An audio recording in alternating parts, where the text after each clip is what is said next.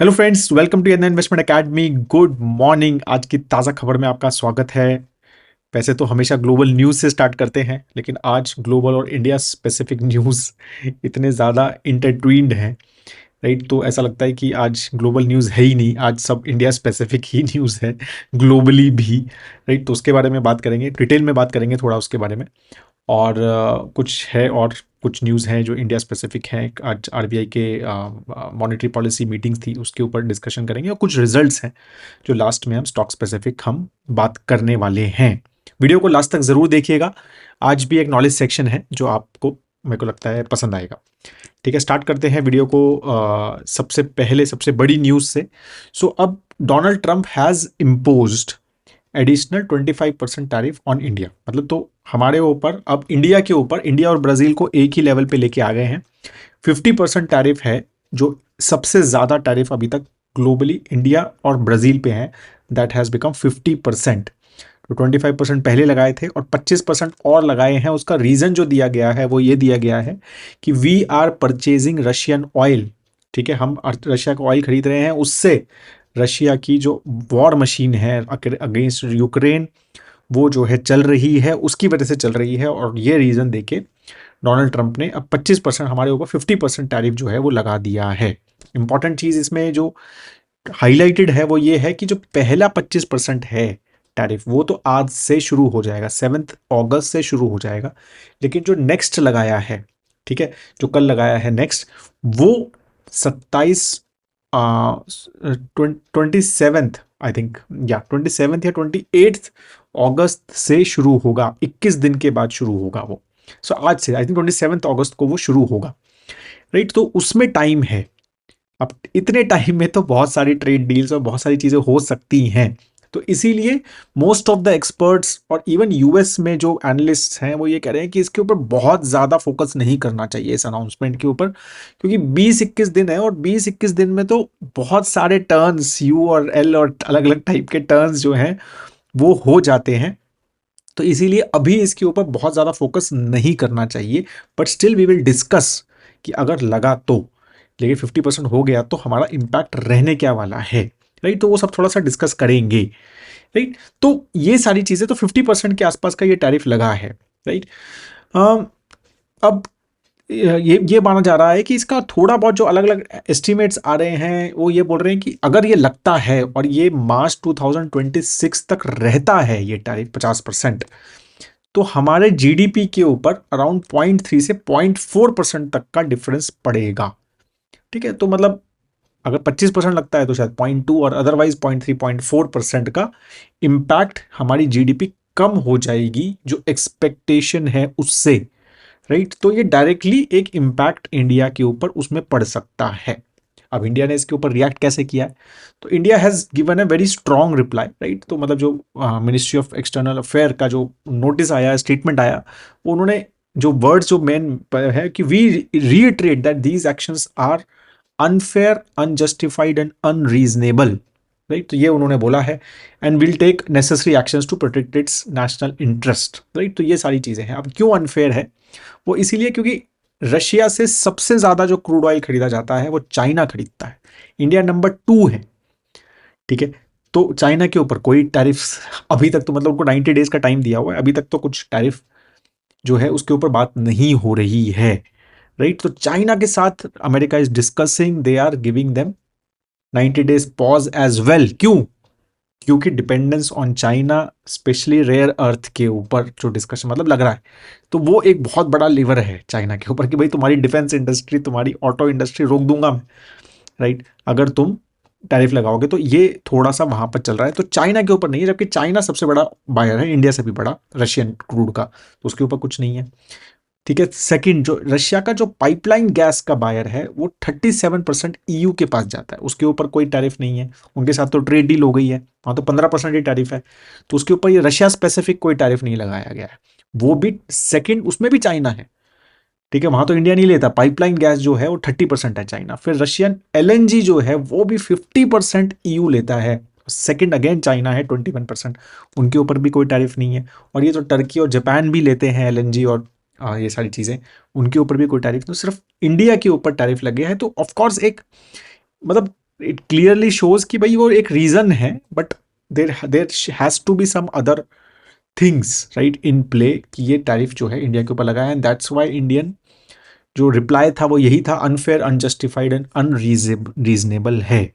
Right, अब साथ की साथ इंटरेस्टिंग चीज देखो आप, डोनाल्ड ट्रंप का कल एक ट्वीट और या फिर ट्रुथ सोशल पे पोस्ट आया, तो उन्होंने ये भी बोला है कि भाई मेरा स्पेशल इन्वॉय स्टीव विटकॉफ, ठीक है, उनकी मीटिंग हुई है रशियन प्रेसिडेंट व्लादिमीर पुतिन के साथ, and great progress was made, right, and I have updated some of our European allies and war must come to a close. तो मतलब वहां पर भी डिस्कशन चल रहा है, तो रशिया के साथ they are talking and they are trying to close the war, और यहां पर इंडिया के ऊपर टैरिफ भी लगा रहे हैं।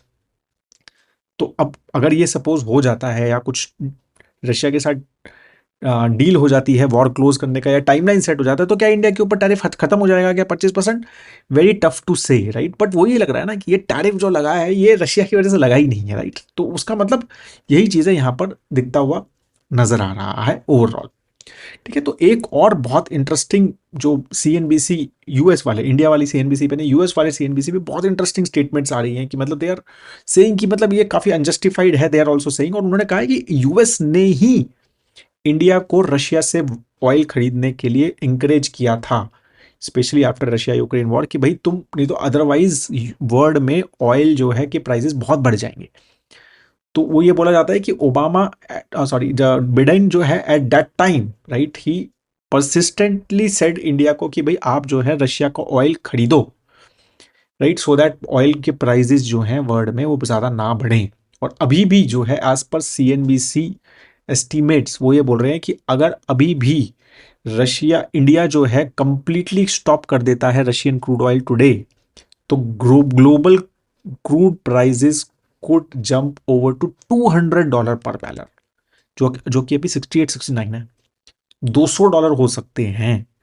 तो इंडिया का जो रोल है ना, मतलब because India is bringing Russian oil to the world, हम ये सारा यूज नहीं कर रहे हैं, हम इसमें रिफाइन करके यूएस को दे रहे हैं। हाँ, ये भी बहुत इंटरेस्टिंग चीज है। तो एक और स्टेटमेंट आई थी सीएनबीसी में, तो उन्होंने बोला कि भाई इंटरेस्टिंगली इंडिया जो है रशिया से ऑयल लेके रिफाइन करके यूएस को दे देता है, उसके ऊपर कोई टैरिफ नहीं है, क्योंकि एनर्जी सामान के ऊपर कोई टैरिफ नहीं है। 25% टैरिफ जो है, राइट, ये एनर्जी के उस पर नहीं है। ठीक है, कितना इंटरेस्टिंग चीज है कि आप जो है रशिया का ऑयल लेके इंडिया उसको रिफाइन करके यूएस को दे सकता है, उस पर कोई टैरिफ नहीं है। आयरनी देख रहे हैं आप, राइट, तो this is what basically whole game is, right, तो ये we need to understand that. अब मतलब कुछ कुछ एस्टिमेट से और भी चीज़ें, थोड़ा सा और समझा रहा हूँ ये सारी चीज़ें, कि अगर हम जैसे रशिया का ऑयल लेते रहते हैं, क्योंकि थोड़ा डिस्काउंट पे मिलता है इंडिया को रशिया का ऑयल, तो उससे हमारी कुछ $7 बिलियन की करंटली सेविंग्स हो रही है, अगर हम रशियन ऑयल जिस तरह से ले रहे हैं, अराउंड 34-35% हमारा जो टोटल ऑयल इंपोर्ट है उसमें रशिया से हम ऑयल ले रहे हैं, तो $7 बिलियन की कुछ ऑलमोस्ट एस्टिमेटेड सेविंग्स है। तो अगर हम टैरिफ लगता है ये 50% का, सॉरी, तो हमारा कुछ $43 बिलियन का नुकसान हो सकता है इस टैरिफ की वजह से, राइट, और अगर 25% ही टैरिफ लगता है और हम रशिया का ऑयल बंद कर दें तो हमें $21 बिलियन, मतलब वो सारा जो एस्टिमेट करके मतलब $20-21 बिलियन का तब भी हमारा ट्रेड का नुकसान हो सकता है एज पर द एस्टिमेट। तो ये सारी चीज़ें चल रही हैं। अब इस पे इम्पैक्ट क्या हुआ है, तो गिफ्ट निफ्टी जो मतलब जिससे थोड़ा सा पहले पता चल जाता है कि कैसी रहेगी मार्केट, तो उस पर ज़्यादा कुछ इम्पैक्ट नहीं है। जब मैं देख रहा हूँ तो 0.35% ही डाउन है गिफ्ट निफ्टी, तो एज सच कुछ ज़्यादा market is not reacting it seem. ठीक है, और रीज़न क्या है, मतलब उसका रीज़न एक बहुत इंटरेस्टिंग था, बोला था निफ्टी 50 जो है, स्पेशली अगर हम बात करें तो इस has about 9% direct exposure to US. ठीक है, जो उसमें मतलब जो 50 कंपनीज हैं उनका सिर्फ 9% टोटल एक्सपोजर है। ठीक है, और उसमें से majorly concentrated is in IT services, तो और उसके ऊपर टैरिफ है नहीं, तो किस किस पे टैरिफ नहीं है, ये 25% टैरिफ किस पे नहीं है, फार्मा पे नहीं है अभी, आईटी सर्विसेज, तो सर्विसेज किसी भी सर्विसेज पे नहीं है, बेसिकली आईटी नहीं, किसी भी सर्विसेज पे नहीं है, फार्मा पे नहीं है, और इलेक्ट्रॉनिक आइटम्स जो इंडिया जैसे एप्पल के फोन बना के भेजती है बाहर, तो उस पे भी नहीं है।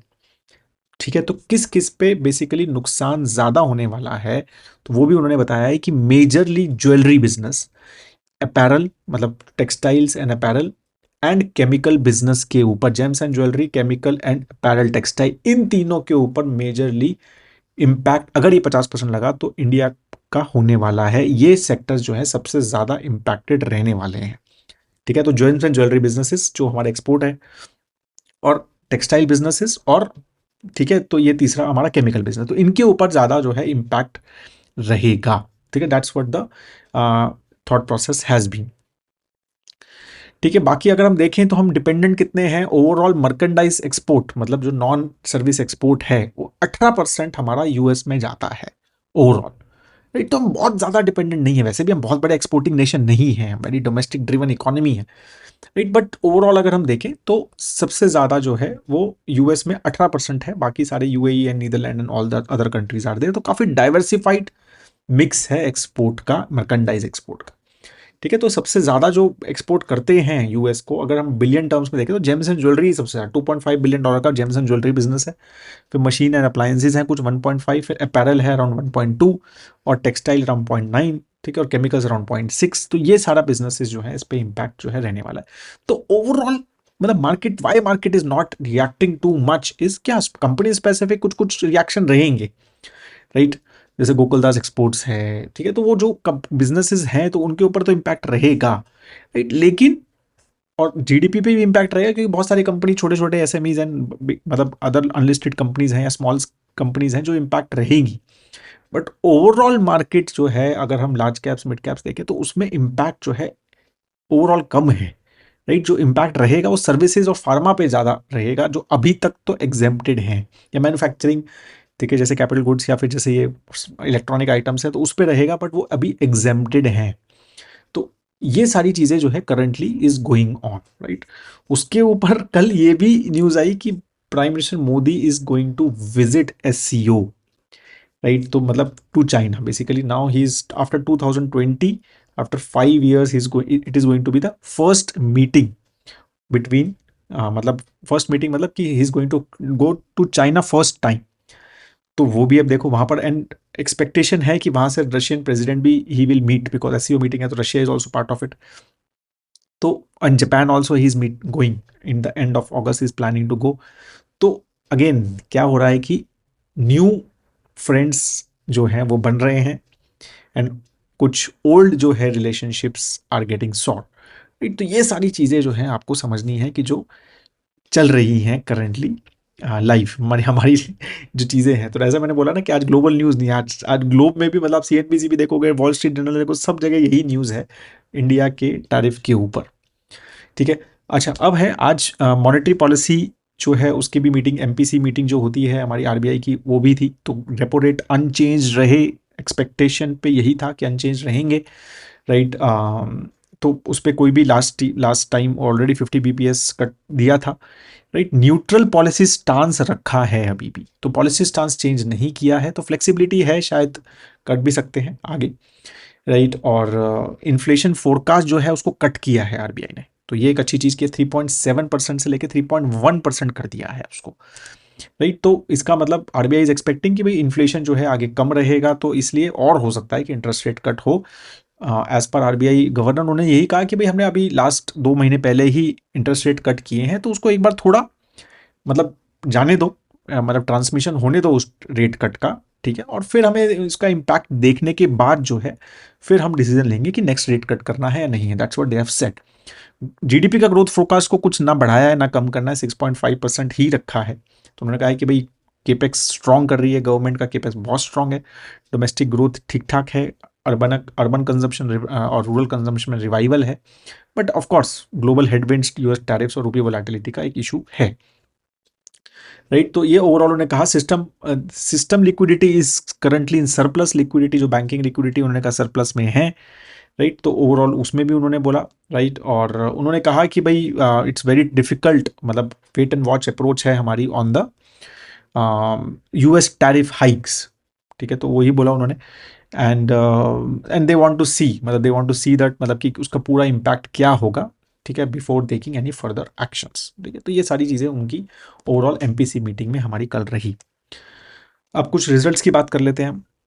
तो मेन जो रिजल्ट आया, ट्रेंड का रिजल्ट आया, तो which was not good. Revenue growth जो है 2021 के बाद सबसे स्लोएस्ट रही। ट्रिपल एस जी ग्रोथ काफ़ी वीक रहा as compare to them, low single digit रहा। ठीक है, एबिट मार्जिन इंप्रूव हुआ है। Right, but lower margin businesses में जा रहे हैं जूडियो के, तो थोड़ा सा मार्जिन डाइल्यूट हो रहे हैं, और वो ही थोड़ा सा एक कंसर्न भी है। डिजिटल सेल्स बढ़ी है, स्टोर फुटप्रिंट थोड़ा स्लो डाउन, बढ़ना जो बढ़ना है वो स्लो डाउन हो गया है। अभी क्या बहुत सारे स्टोर्स ऑलरेडी खुल गए हैं, तो उसमें थोड़ा कंसोलिडेशन लग रहा है होता हुआ, राइट। तो again the kind of valuation जो है, अभी काफ़ी गिरा है स्टॉक वैसे ट्रेंड का, बट स्टिल वैल्यूएशन प्रीमियम पे तो काफ़ी है, ठीक है। और इस तरह की अगर ग्रोथ रही, मतलब अगर पैट जो है 9% से ग्रोथ हुआ है ईयर ऑन ईयर, और रेवेन्यू 19% से हुआ है, तो वो थोड़ा सा वैल्यूएशन जो है कंसर्न इस कंपनी में रहने वाले हैं। हीरो मोटोकॉर्प का भी रिजल्ट आया, उनका रिजल्ट भी जो है बहुत अच्छा नहीं आया, बट कि जबकि पैट जो है फ्लैट रहा एस्टिमेट्स, मतलब से उनको बीट किया है, बट मेजरली एक्सपोर्ट से ही ग्रोथ आई है। डोमेस्टिक में काफ़ी वीकनेस है, राइट। रेवेन्यू जो है वो 4.7% डिक्लाइन हुआ है अगर हम लास्ट क्वार्टर से कंपेयर करें तो, राइट। और नहीं sorry, year on year compare करें तो, और अगर हम सीक्वेंसली क्वार्टर ऑन क्वार्टर भी रेवेन्यू 2.4% से डिक्लाइन हुआ है।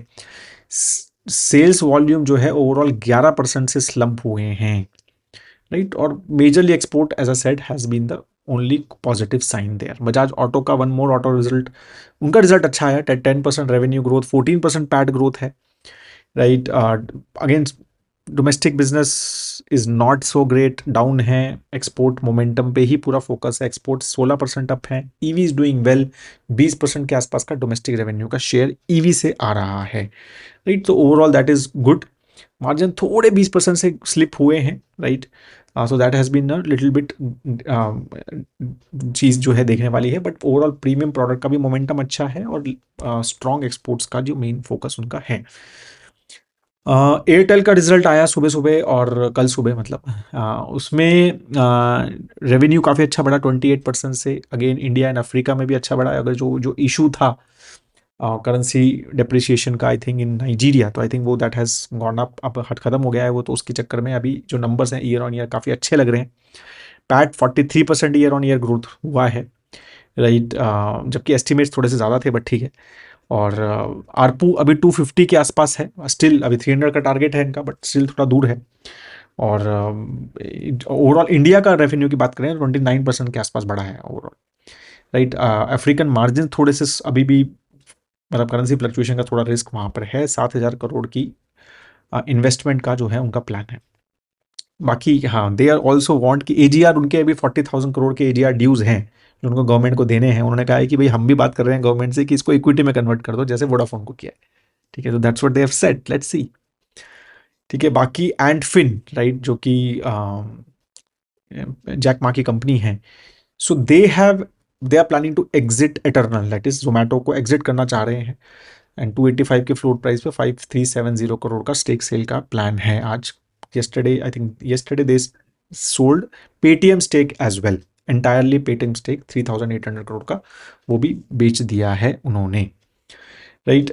सो तो चाइनीज इन्वेस्टर का थोड़ा सा जो इंडिया में कॉम्प्लिकेशन था आई थिंक, तो दैट्स वाई, तो बोथ दीज कंपनीज जो है उसमें से अब बाहर हो गई हैं। चाइनीज कंपनी जो है has gone out from the their शेयर होल्डिंग, ठीक है। So that has been the major news. I hope that आपको ये वीडियो अच्छा लगा, और थोड़ा सा नॉलेज सेक्शन के बारे में लास्ट में बात कर लेते हैं। एक इमेज है, यूएस रिलेटेड ही है, तो मतलब अगेन बहुत बार बात होती है ना कि US equity has done very well and all that thing, तो बार बार यही नंबर मैं आपको शो करना बार बार बता रहा हूँ कि जो ग्रोथ आया है ना वो मेजरली एआई ड्रिवन कंपनीज में ही आया है, राइट। और मतलब यहाँ पर भी मैग 7 जो बात करते हैं, राइट, उसमें टेस्ला एक कंपनी है। I think we can say कि वो एक एआई कंपनी नहीं है, but most of the other companies are tech companies, right. मतलब नेटफ्लिक्स हो गया, या अमेजोन हो गया, या माइक्रोसॉफ्ट हो गया, एनवीडिया हो गया, गूगल हो गया, राइट, एप्पल हो गया, so all are tech companies. तो वो मैग 7 है। तो अगर आप उनका अर्निंग ग्रोथ देखोगे, राइट, Q1 तक, या राइट Q1 2025, एंड उनका ईयर जो है वो 1 जनवरी से, तो कैलेंडर ईयर के हिसाब से चलता है, तो आप देखेंगे तो मैग 7 का इनकम ग्रोथ देखो with respect to S&P 493, right. बाकी 493 कंपनीज का ये डार्क ब्लू कलर में देखो, देख रहे हो आप, Q1 में 7%, Q2 में सिर्फ 12%, ये 36%, Q3 में -2, फिर 4%, फिर -8.6, 4.2, 11.9, ये बीच में अच्छा रहा, ठीक है। 11-12% तो फिर भी अर्निंग ग्रोथ काफी अच्छा है। फिर लेकिन फिर देखो 1.8, 2 पॉइंट, ये एस्टिमेट है, 2%, 3%, 3% के एस्टिमेट्स हैं, और अभी भी लेकिन मैग 7 के एस्टिमेट स्लो हो रहे हैं लेकिन अभी भी स्ट्रांग है। तो पॉइंट क्या है कि US is very very driven, और वही चीज है सब लोगों को लग रहा है कि मतलब, और कुछ और कंपनीज आप मान लो जैसे ब्रॉडकॉम, चलो मैग 7 का पार्ट नहीं है, कुछ और कंपनीज, पेलेंटीर की बहुत बात हो रही है, छोटी कंपनी है बट स्टिल। तो आप समझ रहे हैं राइट, तो बहुत ज्यादा जो है फोकस यूएस मार्केट जो ग्रो हो रहा है, और बड़ी बड़ी 4-4 $4.5 बिलियन की हो गई, $1 ट्रिलियन की सॉरी कंपनी हो गई है एनवीडिया। यू कैन इवन मतलब 4.5 ट्रिलियन, $5 ट्रिलियन की तो इंडिया की पूरी मार्केट है राइट। और वहां पर एक कंपनी $4.5 ट्रिलियन की है। तो अगेन एक थोड़ा सा बबल मतलब इन कंपनीज में बनता हुआ थोड़ा नजर आ रहा है। I am just not fear mongering but I am just saying right. Again valuation wise because income growth देखो, दिख रही है ना, इनकम ग्रोथ तो है, बट वही है कि ये स्लो होगा ना थोड़ा। तो इतनी ज्यादा डिपेंडेंस है यूएस की मार्केट की इन कंपनीज पे कि वो स्लो होगा तो US markets will get slow. तो that is what my thought is. मैं ये नहीं कह रहा हूं कि इसमें क्या कहते हैं ये गिरेंगे या फिर इनकी वैल्यूएशन जो है वो क्रेजी वैल्यूएशन है, वो सब नहीं है of course, because there earnings देखो ना, अर्निंग्स बहुत जबरदस्त है ठीक है। तो बट ये अर्निंग स्लो होगा तो यूएस मार्केट भी स्लो होगा राइट। और थोड़ा एक्सपेक्टेशन ज्यादा गिर सकता है क्योंकि वो ऑफ कोर्स उसके थोड़ा सा प्रीमियम है उनकी वैल्यूएशन पे। तो अगर अर्निंग स्लो होते हैं तो वो प्रीमियमनेस थोड़ा सा खत्म हो सकता है। तो we need to be aware about it. I am not, as I said, I am not saying कि नहीं नहीं आप बिल्कुल इन्वेस्ट मत करो, डाइवर्सिफिकेशन के लिए थोड़ा रखो, but you need to understand all these things कि why those markets are still at all time high. ये सब रीजन मैग 7 के ही हैं, वही पैसा बना रहे हैं राइट, बाकी कंपनीज नहीं बना रही है right. So that is what we wanted to basically showcase here. That is all I have on this video. I hope that आपको वीडियो अच्छा लगा तो प्लीज़ लाइक ज़रूर कीजिए, and if you can share with your friends and family that would be great. ठीक है, और अपने सोशल मीडिया चैनल्स वगैरह पे भी आप शेयर कर सकते हैं, तो थोड़ा सा हमारा बेनिफिट हो जाता है, थोड़ा सा दूसरे लोगों को रीच करने में हमें थोड़ी हेल्प हो जाती है, आप सब हेल्प कर सकते हैं। That is all. Have a great time head दोस्तों। जय हिंद।